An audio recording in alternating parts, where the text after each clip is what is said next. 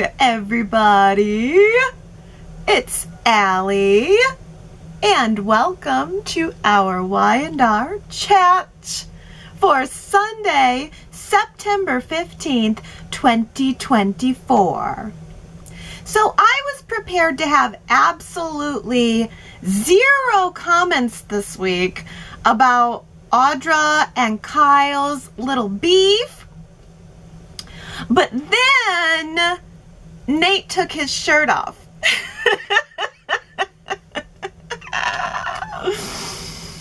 Yeah, yes. Nate showed me the beef. And suddenly my mind was racing with ideas.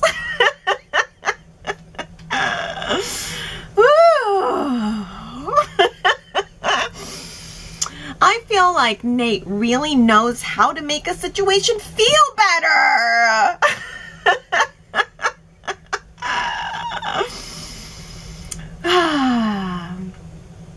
You see, Kyle told Victor that Audra told Nate that Victor was the secret investor that everyone knows about, the not-so-secret investor. And so Victor called Audra out, called her into his office to call her out. He scolded her, told her to get out of his office, but he did not fire her. Okay? I guess Victor doesn't trust Audra, but is still keeping her around because reasons? Reasons which are unclear to me? Well, Audra confronted Kyle. She got all upset, and then to calm her down, like the gentleman that he is, like the problem solver that he is, Nate took Audra upstairs to a room at the athletic club, and he took his shirt off. Plus some other things which were implied.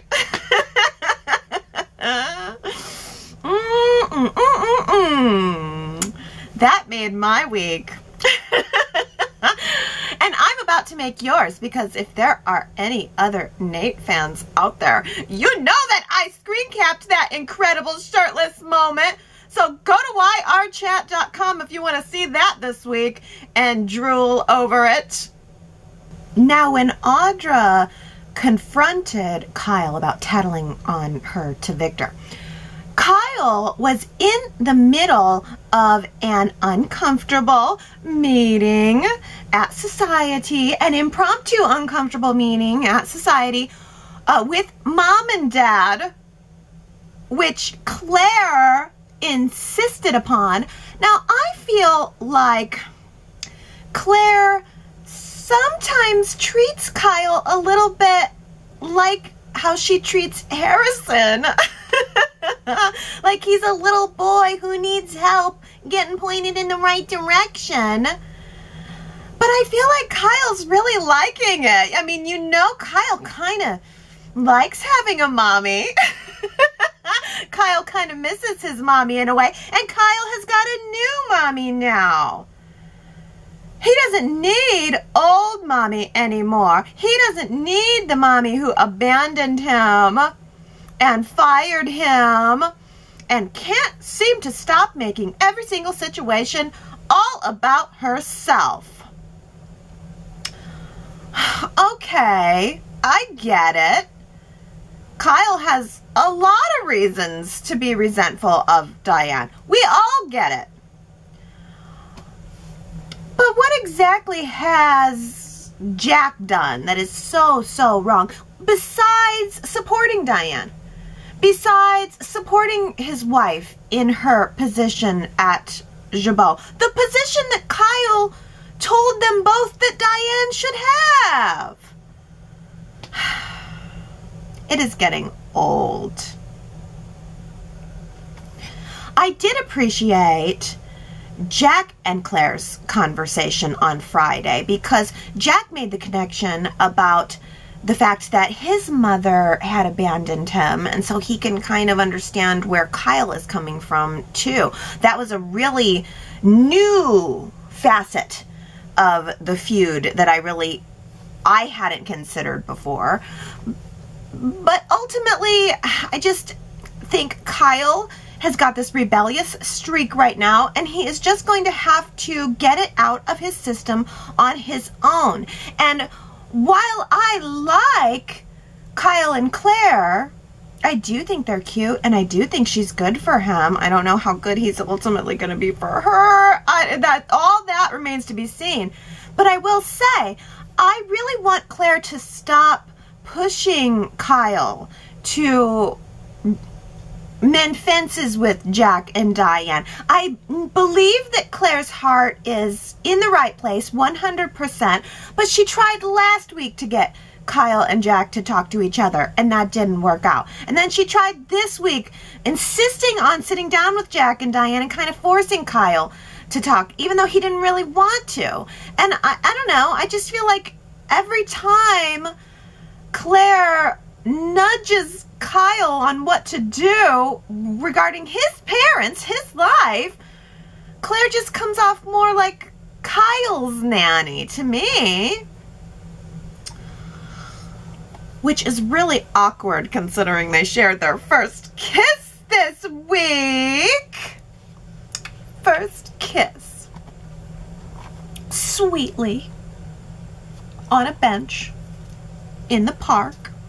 In broad daylight, with a light breeze blowing in the background, and everybody's hands above the waist. Oh, now Phyllis has decided to jump in on the garbage fire that is soon to be Abbott Chancellor. Virtually out of nowhere, Phyllis is lobbying Billy for a job there, for herself, but also for Daniel. And Nick saw Phyllis lobbying to Billy, and Nick told Phyllis, confidentially, that Billy is not going to be there at that company for very long.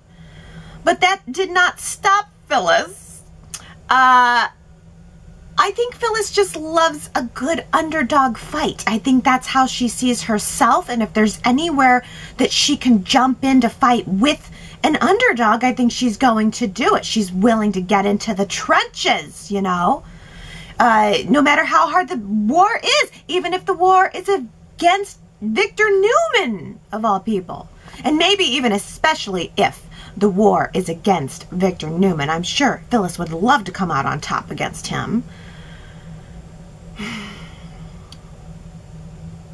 Next week in the previews, Phyllis is boldly announcing to Lily that she is Billy's new co-CEO.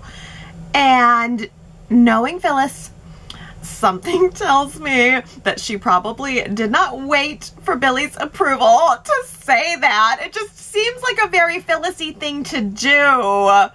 To just go ahead and announce it before Billy really even had a chance to think about it. It's so Phyllis-y. But that's how you get what you want. So I kind of like it. And I am just imagining that Billy probably is going to go along with it. Mostly because I think he's probably going to love that it put that look on Lily's face. I think Billy's going to enjoy anything that's really going to tick Lily off. Chance being co-CEO, Lily might say, well, that's a good decision. But Phyllis being co-CEO definitely adds an eye roll factor for Lily. But I tell you, I think Lily pretty clearly made a big mistake this week. She made a really big mistake this week. She made a deal with the devil. And of course, the devil is going to look you straight in the face and lie to you. Of course, the devil is going to promise you anything and everything you want. but it's all a lie. She just doesn't know that yet.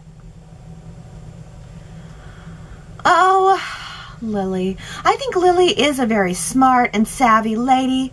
She has made a lot of good decisions lately, but in this instance, she really just made the mistake of trusting the wrong people, and it's understandable it happens. Those people have been trying their hardest, pulling out every trick in the book, invoking the names of people who have passed away who were very near and dear to Lily, manipulating her into a very false sense of security. And with that false sense of security, Lily brought Victor the information that he was looking for by telling him that Billy is working on a new acquisition, Odyssey 7. Ooh, how very futuristic. Odyssey 7. Sounds like a spaceship. Oh, but it's an AI company. You know, the new frontier. AI. Hey, I got a great idea. Let's replace ourselves with robots. What could go wrong? But, oh, if some rich investor were to swoop in and buy this company out from under Billy, well, then that would be an enormous blow to his ego, and also could potentially be, as Lily sees it, the death nail for Abbott Chancellor. So Lily made this deal with Victor, the information in exchange for her old job back, but it's kind of weak bargaining. I mean, she didn't get it in writing, and now she's played her hand. She's given away all of her power unless she has some other card up her sleeve that we don't know about yet, which would be great. I would love another twist on this, because otherwise Lily's just a fool.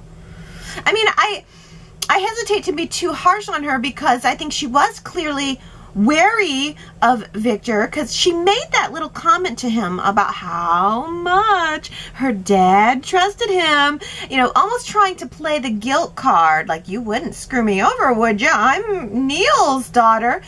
But Victor reassured her by saying, you know, Neil was one of the only people I trusted. I trusted Neil almost more than anyone. And I just really think that put Lily's mind at ease. You know, Victor would not possibly say how much he respects my father, invoke his name, and then lie straight to my face. And then she's got Nikki fluffing her up on the other side. So, you know, Nikki surely wouldn't lie to me. We have the Catherine connection. All the while, Nikki is luring Lily right on into the lion's den with warm and fuzzies.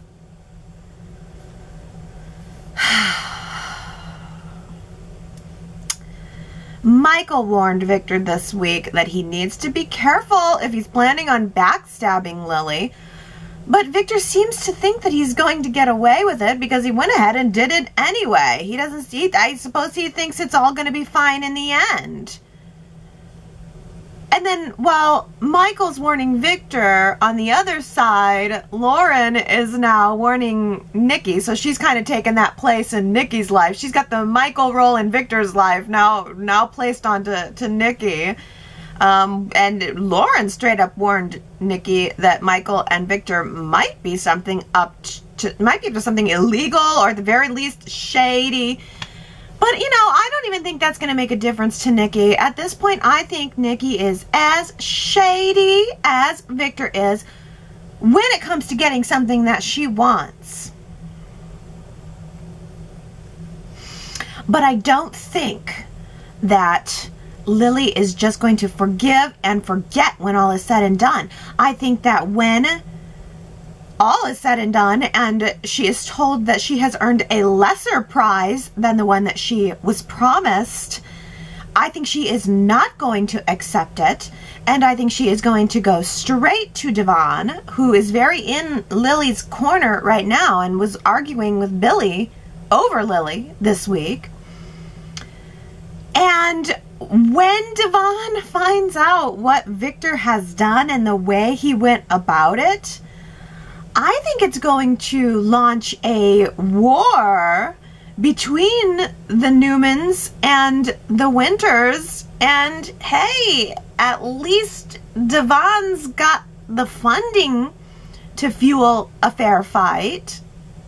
Yes, Billy may be headed for a downfall, I fear. Especially if he's sinking a bunch of money into this acquisition and then the rug gets pulled out from under him by Victor. I think Billy's confidence is going to fall if that happens, and you know, maybe Chancellor Abbott might fall too. And you know, Victor's plan being to pick up the pieces for pennies on the dollar and put Nikki in charge of it, and then maybe Billy goes back to Jabal with his tail between his legs, which is not really what I want to see for Billy. But I would like to see Billy get a win in.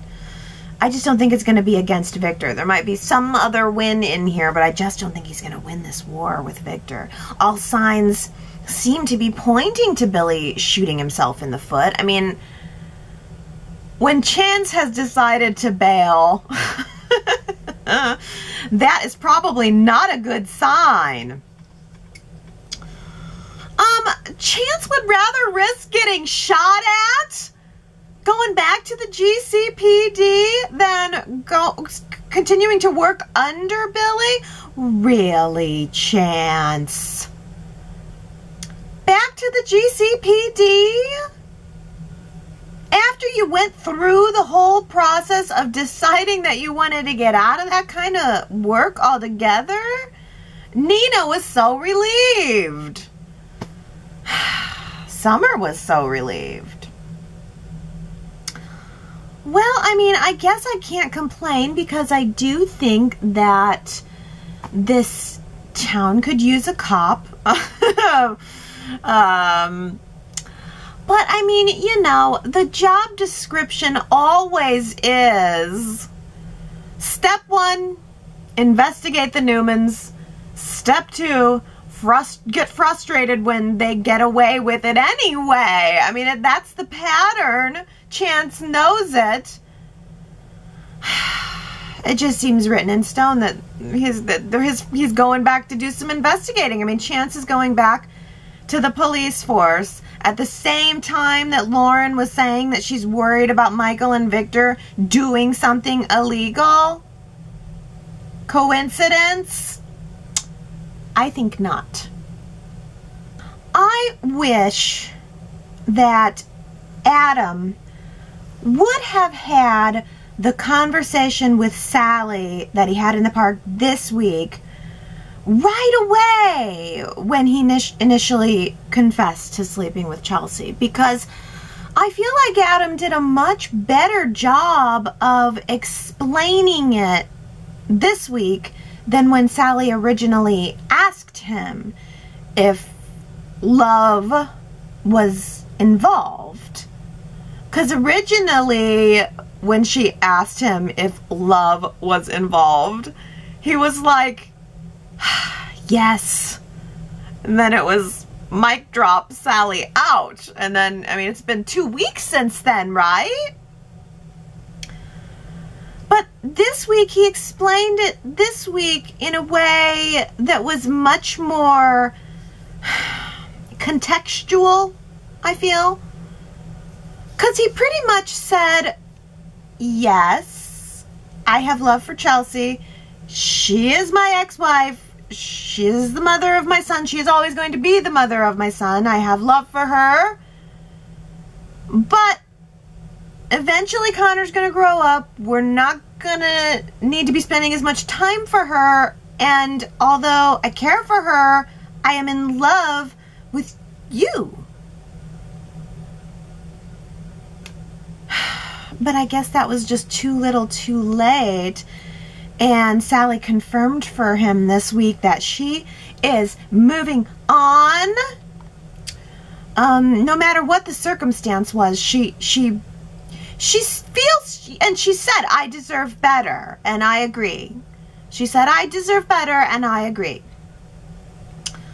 I just wonder if Adam had explained himself fully sooner, would it have made a difference? Because I'm putting myself in Sally's fabulous shoes that I'm sure I could not afford. And I am kind of weighing, all right, my boyfriend just slept with someone else. Would it be worse if it was a casual hookup with a stranger? Or would it be worse if it was his ex-wife? And I'm thinking, if I'm in Sally's shoes, ex-wife wins worse. No matter really what the circumstance was, I feel like random fling with a stranger would be like, whoa, we're gonna break up now. But random fling with ex-wife would be like, whoa, we are gonna break up now, and I hate you. I never want to see you again.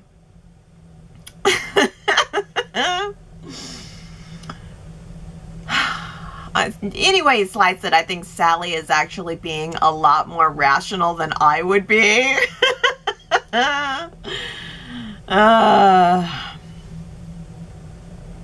Billy and Chelsea, then on the flip side, had this very mature breakup.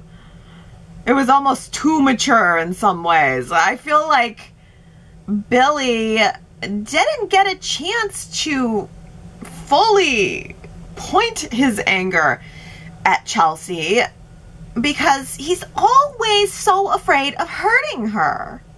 I feel like Billy just transferred all of his anger about the Chelsea's betrayal right into work. And he just became kind of a single-minded tyrant at Abbott Chancellor. Instead of doing what he probably wanted to do, which was let loose on her. The way Sally let loose on Adam. And even Chelsea was like, you're being way too kind, Billy, way too supportive. He was going out of his way to not only preserve their friendship, but also to make sure that Connor understood that this was in no way his fault. And I really liked that conversation between Billy and Connor. In fact, I liked that conversation between Billy and Connor even more than I liked the breakup conversation with Chelsea, because Billy really wanted to make sure that Connor was okay, and that also that he didn't take things out on his mom. That Connor understood, Billy wanted Connor to understand how much Chelsea loves him, you know. And then I thought it was really impactful when Billy compared it to his own relationship with his own mother, and how when he was a kid and something bad happened, Jill wasn't there to kiss his boo-boo and, you know, pick the pepperoni off of her pizza just so he could have pepperoni. You know, I mean, Jill just called him an idiot, and Billy was expected to translate that as love. Ugh. I really think that moment of reflection about his relationship with his own mother says a lot about who Billy is and why he is the way he is. Billy's just expected to sink or swim and deal with it. he really received very little guidance from either of his parents. Honestly, Jack is probably the closest thing to a mentor that Billy has ever had, and I think it would be understandable that Billy is actually resentful of that.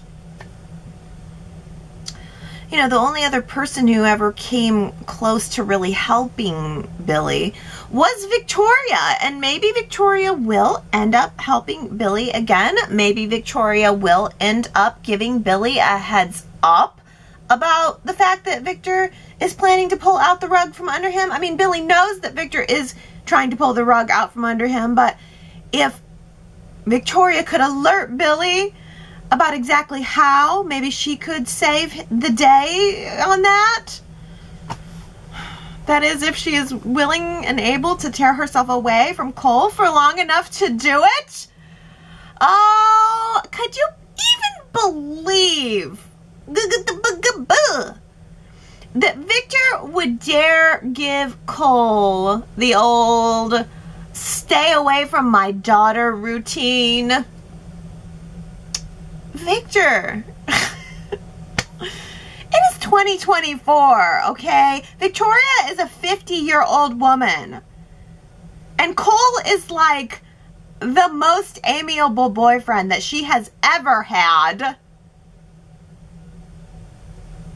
But I do like that Cole has gone all rebel about it. I don't know, like, maybe Cole is a good old boy, but just give him a reason to be bad and you just wait, Victor.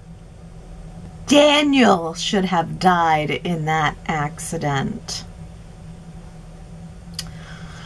When Sharon said that, I died!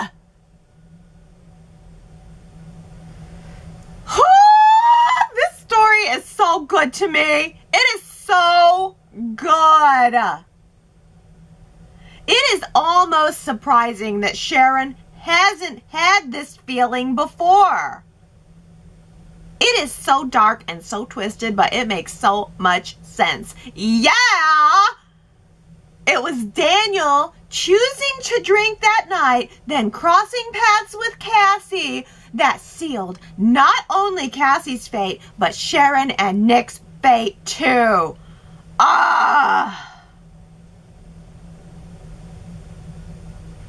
It is so wrong, but it is so compelling. And that Cameron Kirsten is this figment of Sharon's imagination that is moving the feeling forward. It is just such a dark twist on top of a dark twist. When Cameron told Sharon, I am you. That was such a moment.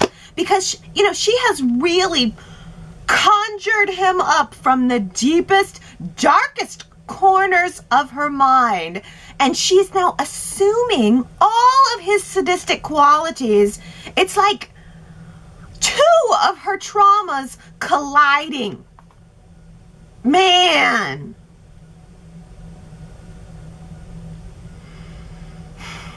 Sharon is Cameron and Cameron is Sharon and no one is safe. Not even a 14-year-old girl. Or 15. Whatever she is.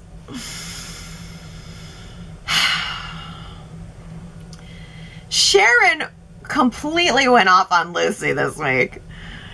After Lucy made the mistake of saying, I think you just don't like me because of Cassie.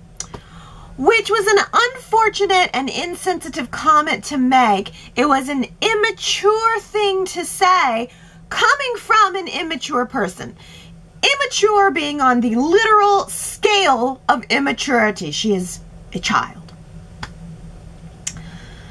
And Sharon let her have it. I mean, did not hold back. But I liked Daniel's response to it all. he said, Sharon, yeah, my daughter just said something wrong, but she is still a kid. At 14 or 15 years old or whatever, I mean, the brain is still developing. Your brain is still developing, for crying out loud. Lucy has neither the physical capacity or the accumulated life experience to go toe-to-toe with a 50-year-old woman who hates her guts. Even Sharon's own family has admitted that they think Sharon is projecting way more onto Lucy than is necessary. They even used the word villainizing. Mariah used the word villainizing Lucy. You know, Lucy's a child who did a stupid thing, as many children do, as many of us have certainly done stupid things in our youth. But you know who is an adult? Faith. Faith is an adult. Faith is culpable for her actions too, and I was glad this week to see Faith being crystal clear with Lucy. No wishy-washy. No, like, I don't really like you, but I'm gonna hang out with you anyway, and maybe I'll let you know that I think you're a pest, or maybe I won't. I mean, Faith told Lucy this week that they are not going to be friends. And I think, especially with kids, you have to be clear with them.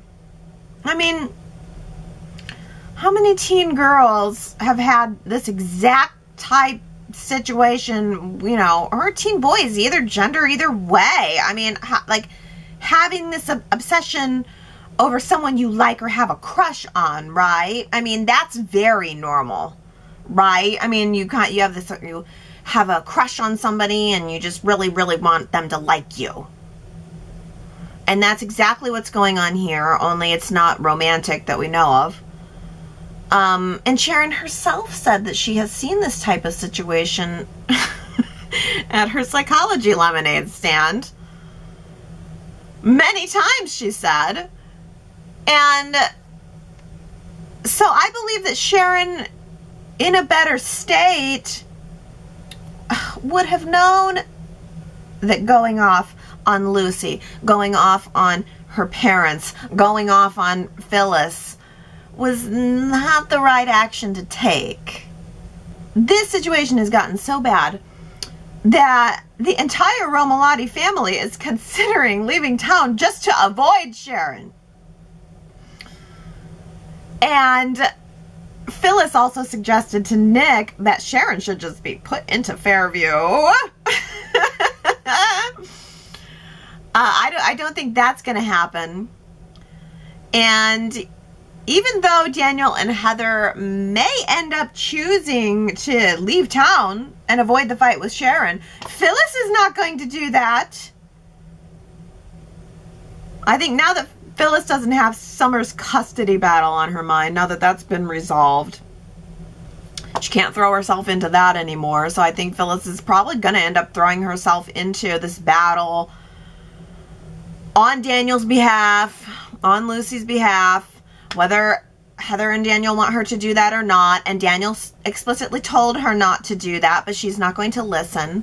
And I think Phyllis is going to end up escalating this situation. This week, Nick asked Mariah to do a med check on Sharon. And Mariah reported that Sharon's medicine all appears to be it's been taken. And everything's on track. All signs point to Sharon's taking her meds. But I completely expect to see Sharon carefully disposing of each daily pill.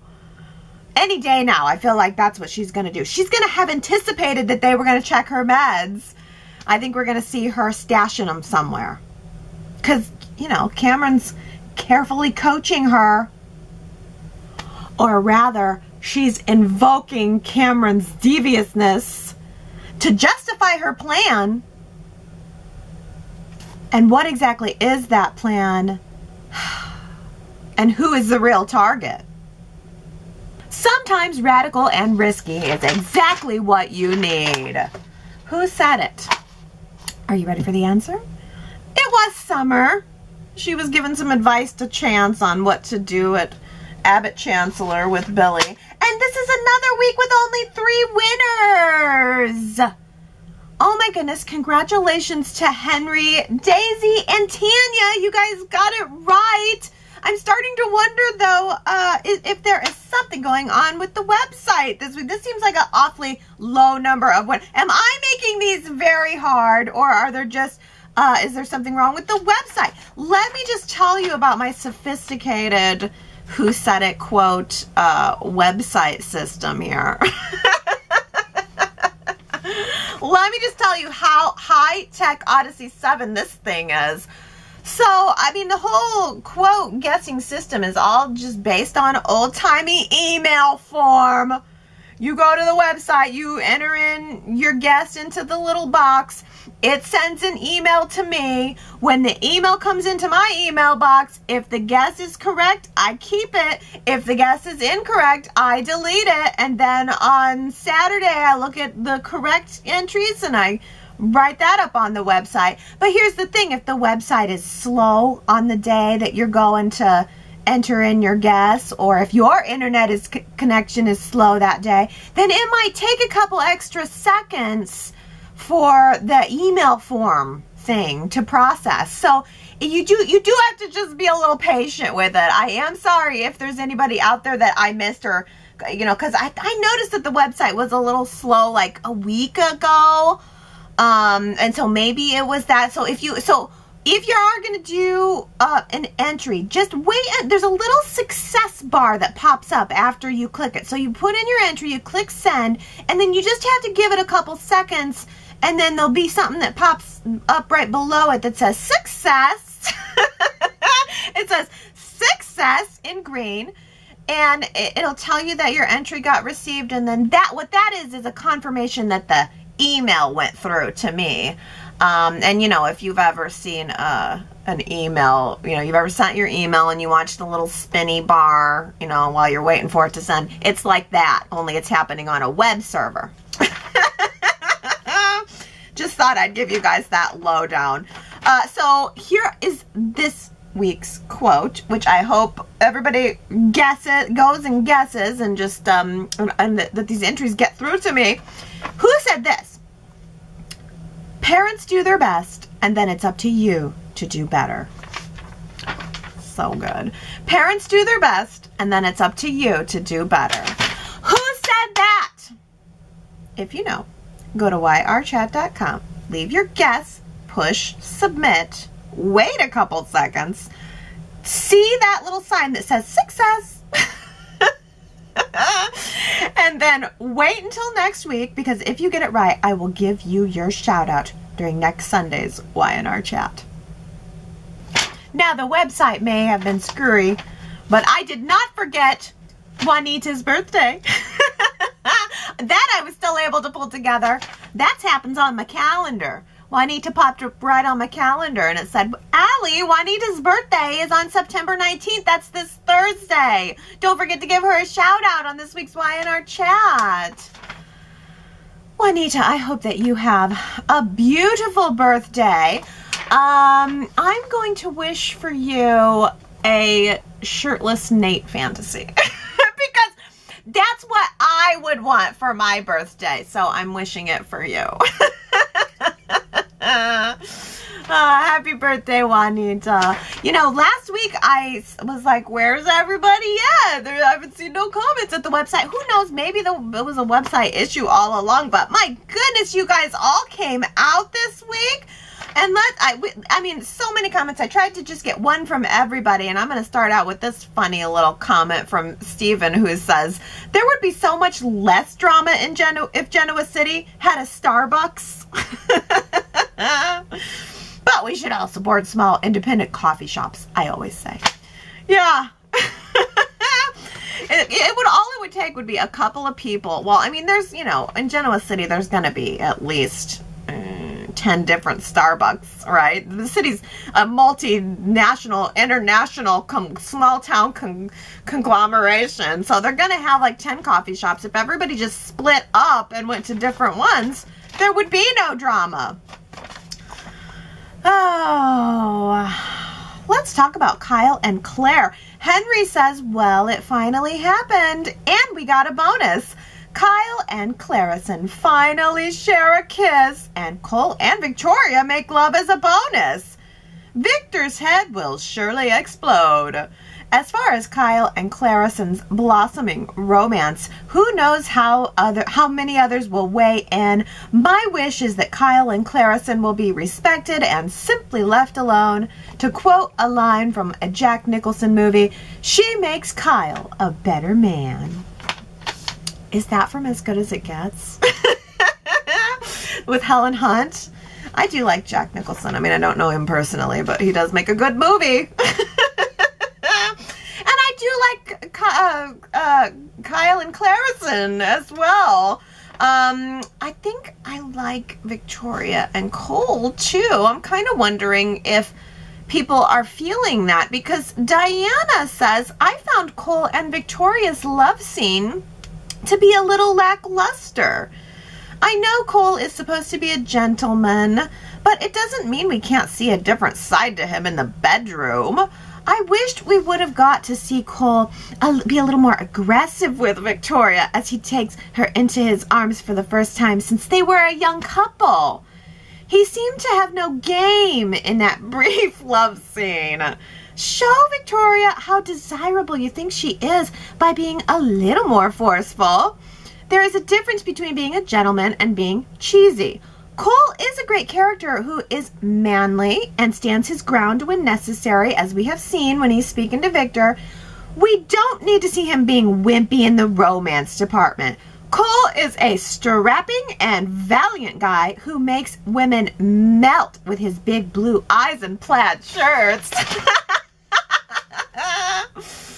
Ooh, Diana, that's a great comment. Well, first of all, I think we need to put a poll on that. At yrchat.com, do you guys feel the heat with Victoria and Cole, or is this kind of fizzling? Do you feel the heat, or is it a fizzle? yrchat.com, let's get some votes on that.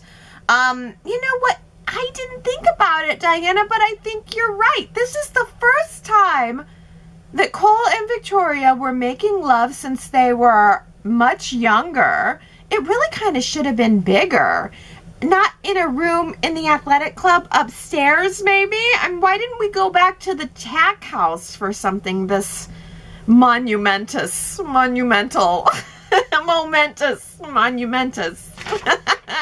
That is a good question. I kind of am wondering, is that a sign that maybe Cole and Victoria are not going to last? Is she going to end up going back with Billy? Is she going to warn Billy and then they're going to get back together? I don't know. Ron says, my favorite moment of the week was Chance and the co-CEO pitch / walkout. Not only was he ready with a 10-year plan, but he was prepared to walk out on a dime. Plus, I really liked him with Summer. I'm an all-around Chance fan, I guess. Yeah, I know, right? Sometimes a little bit of risk is what you need, and Chance did that, and it didn't pan out, but he seemed to accept those consequences right away.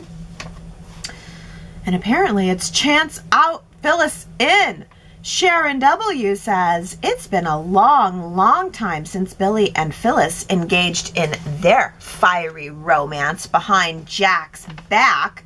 And according to next week's previews, when Phyllis approaches Lily and says, I'm Abbott Chancellor's new COO, it's easy to see that Billy still remains one of Genoa City's men about town that is still a victim to Phyllis's wiles and seductive personality. You know, I was thinking the same thing, Sharon W. Like, would Billy have agreed to this if he wasn't charmed by Phyllis? I mean, he didn't want to be co-CEOs with Lily. He didn't want to be co-CEOs with Chance. Why does he want to be co-CEOs with Phyllis? That's a good question. Maybe she's still got that power over him, that allure, that hold. Lara says, I loved that Lily brought up Neil during their meeting in Victor's office. She laid that relationship on the desk between them as if to say, you and I are connected by this sacred bond. I think it foreshadows what her response will be when Victor and Nikki throw her aside. Lily will see it as a trashing of not only herself, but of her late father's enduring loyalty and friendship with Victor. She's going to become a focused, calculating, ruthless opponent. For the first time ever, Victor will meet his match. I cannot wait. Who does Lily have to support her through this? No one comes to mind. She will have to prevail on her own. Will she and Billy mend fences during this battle? I think so. Billy would be willing to make big sacrifices if it led to Victor's defeat. I totally agree that Lily is going to come out swinging, but I don't think she's alone. I mean, you know that Devon is always looking for a fight. And Devon, I think, will share Lily's indignance at the way Victor used Neil's name and then fed Lily and her good intentions and information right to the wolves. I think Devon is going to feel very righteous about it. And Devon is always looking for a reason to feel righteous. So I think that Devon is going to leap to Lily's defense against Victor and in the name of his father. Oh, hey, MinGa says, today's scene between Billy and Devon was even better because of Brad Hatfield's Meditations for Neil playing as background music. It's a piece from his album entitled A Life Well Lived. Love it. Oh my goodness, see, this is why I need you, MinGa. I never would have known that. I don't own that album. I do remember, though, that there was that album that was made in tribute for Christoph. And so this was a piece off of that album playing in the background of the Devon and Lily scene at the jazz club where Neil's picture is right there in the background. That is some valuable chatter. Thank you for mentioning that. And also thank you for your other lovely comment, Nancy. I love that you're going by MinGa now because that's what your grandson calls you, MinGa. That is adorable. So I'm wishing the best to you and Melissa and your little one. Thank you for stopping in this week. And that just meant a lot to me. And I love hearing from you. And I hope you're doing good. Well, let's take a look at that poll that we did last week, Billy versus Victor. Who are you rooting for? I mean, if you can believe it, after all these years, Victor Newman still takes the cake. Victor versus Billy, 62% of you root for Victor. 38% of you rooting for the underdog. Marianne V voted for Billy, but only because Victor is such a corporate raider. Victor doesn't care about the company. He just wants to win. Billy isn't the best either. He's too impulsive. It would be good for his ego if he beats Victor, but that probably won't happen. And Kamna says, Billy is not perfect, but I'm rooting for him in this one. I understand Victor's twisted game. He is consistent, and I think this ultimately is about ruining Jack's family. It's Nikki and Lily that I've got the problem with in this one. If we're going by past record, then it seems that Nikki would be the one to run the company into the ground. She hired an assistant based on a gut feeling and didn't recognize her psycho tendencies. And then she was drinking on the job and fired her perfectly capable COO, Audra. And Lily, she was planning to get rid of Billy and is just angry that he figured it out. And her claim that she doesn't act out of revenge is laughable considering that she engaged in a lawsuit for months because her ex cheated on her. And now she's gone to Victor and agreed to something without getting a contract in writing. It's time to let Billy Abbott save the day. That's fun. Hey, Naomi says, I'm trying to understand the corporate rating that Victor is planning, but it's futile. What happened to the big plans for Glissade? to destroy Jabot or buy Jabot? How will Victor keep his empire afloat as he buys a ruined chancellor and a ruined Jabot? How much capital will he need for these acquisitions? Remember, Victoria went on a buying spree during her tenure as CEO at Newman Enterprises. It was risky because she had to get a line of credit for the purchases, but everyone was singing her praises. These ruined companies will be a drain on Victor's empire, especially with Nikki at the helm of Chancellor. Yeah, it's like this whole thing started as wanting revenge on Jack for helping Nikki not drink herself to death one night. And now it seems like it's all turned onto Billy. I mean, he's coming after Chancellor because of Billy, and he's putting a whole lot more effort into that than he is the glissade thing. What does he care if he is the secret investor in glissade, by the way? I mean, Diane and Jack have already figured it out. I kind of was more interested in the glissade part. I want to see Victor go after Jack. He had the motive. The motive was right there. He was mad at Jack for blah, blah, blah, Nikki. And now so much time has gone by and his focus has completely shifted to Billy that the glissade thing just seems like old news. Brent says, poor Victor, all these fully grown adults in his life who act like they have minds of their own and refuse to bend to his will. Audra, Cole, Kyle, who didn't fire Claire, and potentially Victoria, who seems likely to warn Billy. Who do they all think they are? By the way, I loved when Victor told Lily that Billy is a megalomaniac. I mean, it takes one to know one, I guess. Touché. Dolores says, I'm still a little puzzled over the fact that Sharon lays down to take a nap on the sofa and does not take off her shoes. If I'm going to take a nap, it would be the first thing I would do. Is she trying to be prepared to be able to make a quick getaway if necessary and must have her shoes on? But in those heels, not made for running. Dolores!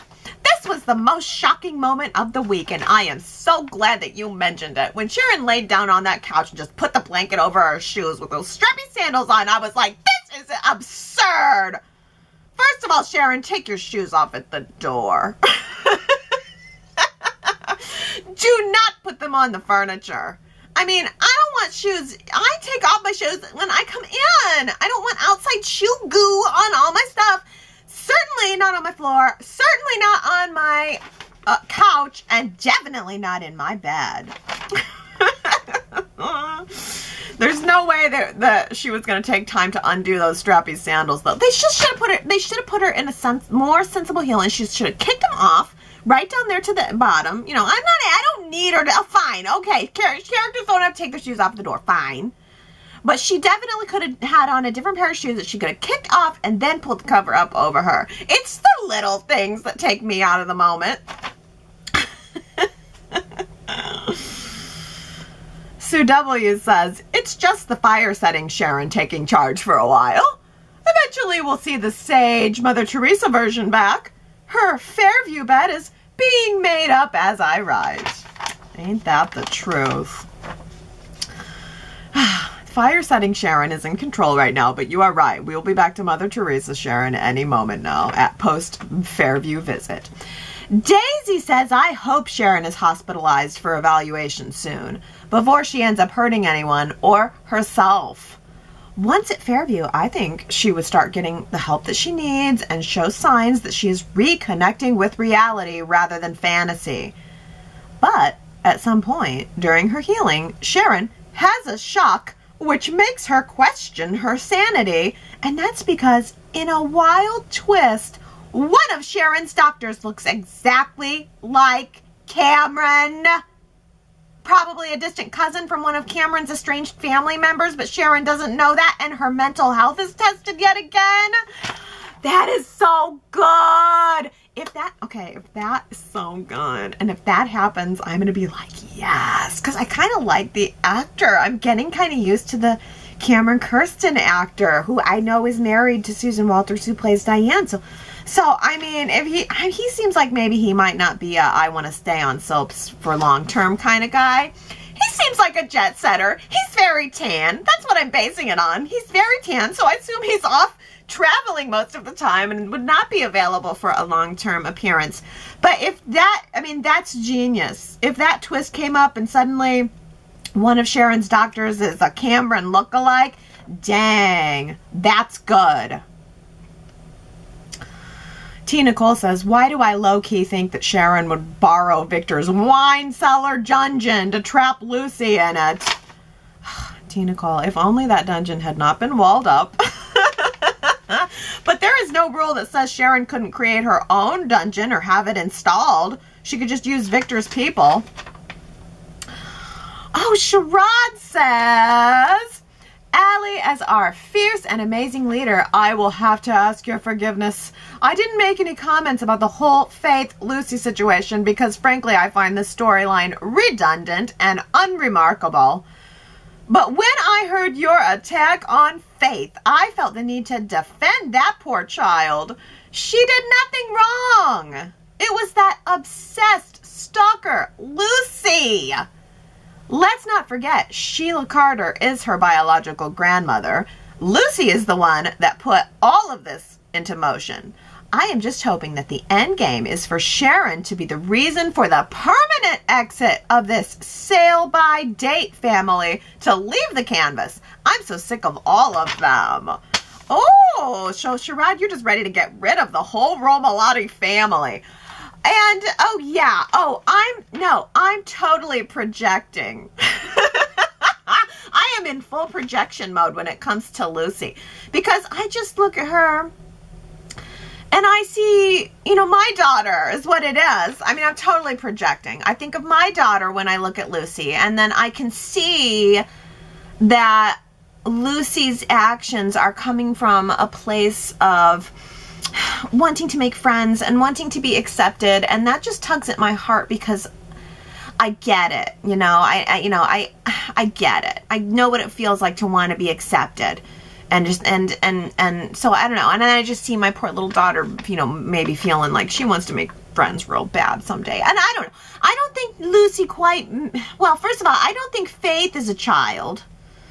And I don't think that Lucy quite meets the definition of a stalker, you know, because she's not like she was never showing up to places uninvited. The thing of it was, for me, that, you know, Lucy was always making these requests of Faith, and Faith was always accepting. She always was returning the text, or, saying, all right, I'll come over, or whatever. And so that's why this week I was happy to see Faith being more direct with Lucy. It was about time.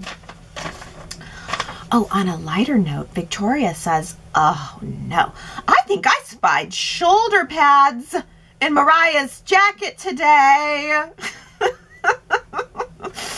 This is not a look I want to revisit. Women looking like linebackers? Say it isn't so.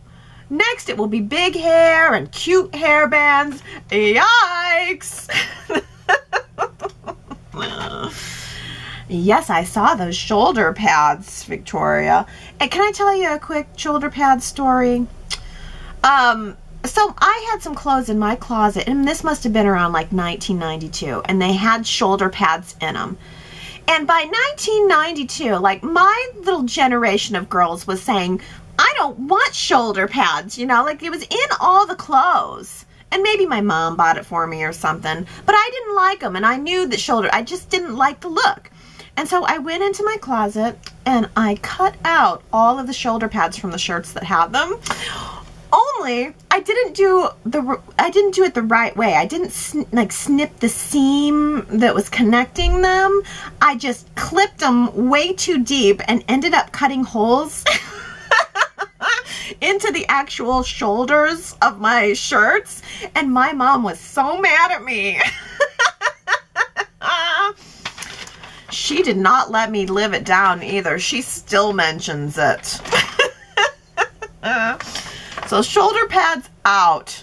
I thought the bluish mint color of the suit was pretty. What I didn't like about that pantsuit, was the faux bodice lace-up thing going on in the back. I don't know, something about that. I was like, I don't know. It was kind of looked dorky. Oh boy, saving the best for last. Who do we have a comment from here? Why, it's Gary saying, sex does not define Adam. And it is ridiculous that he is a serial cheater. Which Sally acknowledges. I do think that that would be the disappointment. Sally and Adam connected on an understanding of each other on a spiritual level. And now Sally realizes that her unique grasp of Adam is not hers alone, but that she must share it with Chelsea.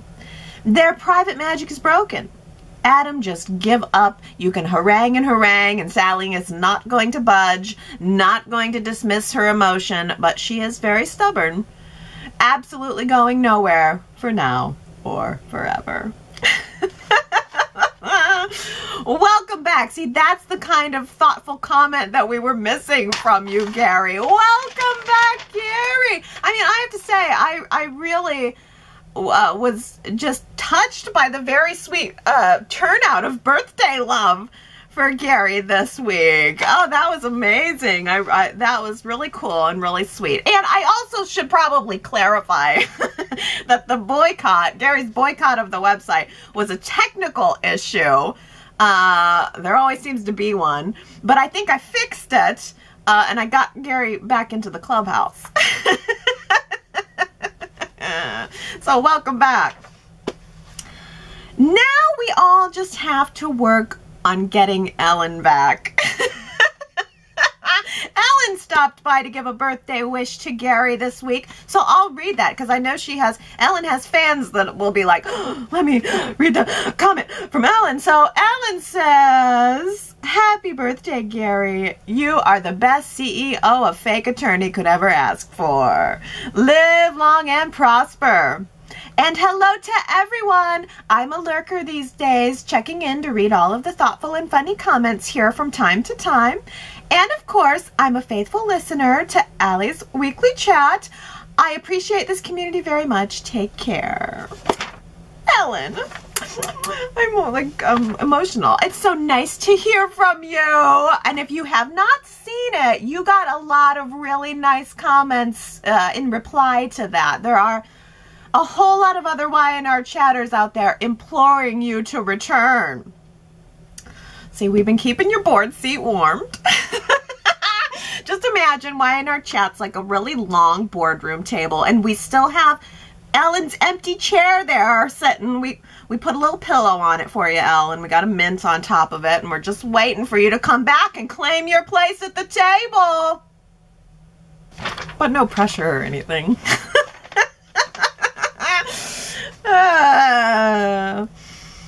You know, my theory is that all of Gary's birthday comments are what made the website crash this week. That's why the Who Said It quote entries got all lagged up.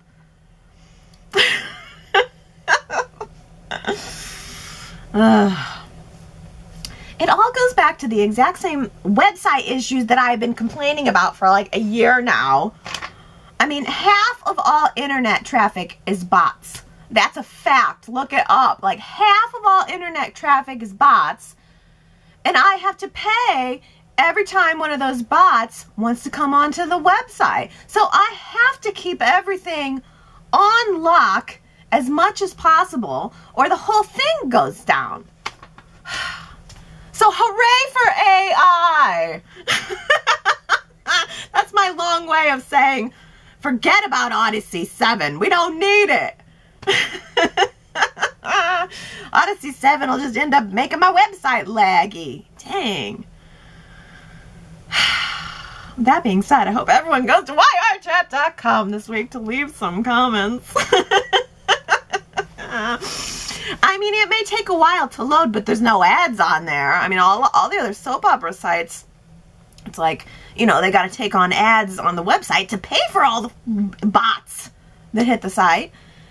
But, you know, I don't like the way ads look. It just gets in the way. So it may take a little longer to load, but at least you don't have to deal with, you know, an ad. So that's my story, and I am sticking to it. And next week I will be back to talk about more stories that are Y&R related, with a hint, you know, a dash of a shoulder pad story here and there. Feel free to leave your own. I love reading them, and I'm overwhelmed by the amount of people that came out to the website this past week. Just to, you know, it was getting quiet.